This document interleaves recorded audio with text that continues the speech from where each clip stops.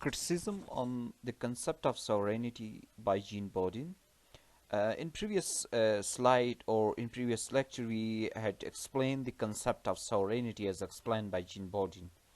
If you haven't watched that clip, please do watch that as well.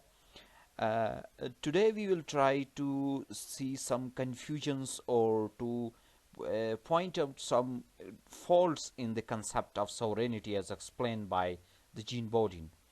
The concept of sovereignty by Jean Bodin is only a partially clear, or only a part of this theory of sovereignty is clear, and remaining entire part is full of confusions.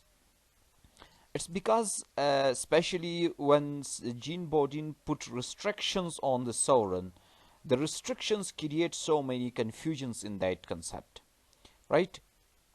Let's see one by one. The first one is that absolute sovereign is bound by the law of God and law of nature. Now the confusion is that since the sovereign is absolute, he is having absolute powers, then how some other law could bound him? For example, law of nature bound sovereign, right? He could not exceed the law of nature. How he could not exceed the law of nature? This is a confusion. On the one side, Jean Bodin is saying that sovereign is absolute. On the other side, he is saying that he is bound by the law of nature. Right? How he is bound by law of nature? This create a confusion. So either the concept become a limited sovereign concept, or it's sovereign. Sovereign is absolute. If he is absolute, then he should not be bound by law of nature. If he is bound by law of nature, then that's not an absolute sovereign, right? It become become a limited sovereign. Next is law of nature does not impose real disabilities. The restriction which he put, the law of nature, this law of nature itself can't impose real disabilities on sovereign. There are also confusions. And next is he portrayed the sovereign as a demigod. And now this demigod has to regard the wishes of subjects. Right? There is also confusion that if the sovereign is the demigod, then how he is bound to respect the wishes of subjects? If he is bound to respect the wishes of subject, then he could not be called a demigod, right? There is also confusion. And next is he can't break the rule of succession.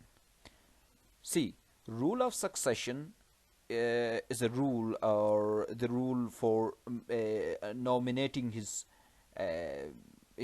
upcoming sovereign, right, after him, who could replace him after his death or his inability to perform the functions of sovereign. This law is made by a monarch himself, and now another monarch could not break that law. How a law which is made by a monarch could not break by a monarch, right? So there are confusions. This is another confusion. And let's see the another one. That's a sovereign with absolute power can't interfere in private property, right? If he is having absolute powers, then he has the right to interfere in private property as well. If he has not the right to interfere in private property, then he is no more an absolute monarch, right? So there is a confusion. The, the absolute sovereign is bound by law of God and law of nature. Natural laws does not impose real disabilities. Demigod sovereign has to regard the wishes of subjects. How he can't break the rule of succession? And a sovereign with absolute power can't interfere in private property.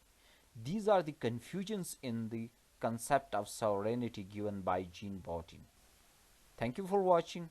Please do not forget to subscribe to our channel and like this video, and do not forget to share with other friends as well.